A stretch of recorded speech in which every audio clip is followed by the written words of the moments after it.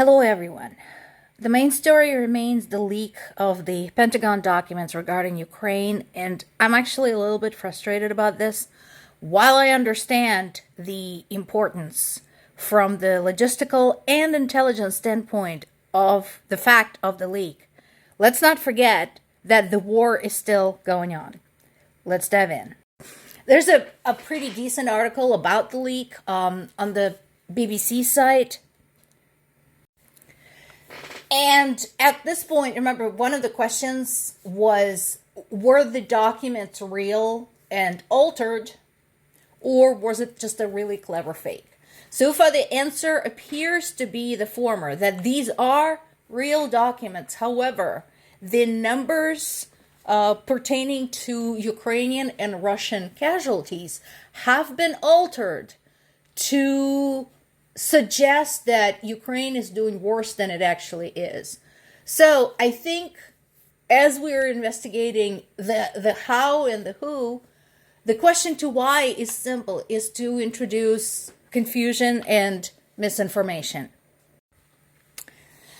This is in The Guardian, talking about an incident that actually took place back in October. Now, this was reported, so it wasn't like this just went over with the British government being unaware as to what happened.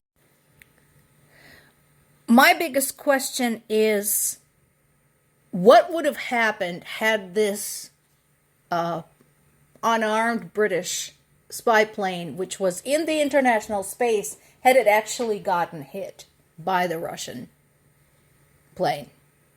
And I want everybody to ponder the implications. And here's the thing. Considering how trigger-happy Russians have been, I don't think it's a matter of if, I think it's a matter of when. The effort continues to return the kidnapped Ukrainian children to their families, but as you can see from the numbers, it is extremely slow and complicated. So far, only a few dozen of children were returned, whereas we have records of 19,500 of them having been kidnapped to begin with.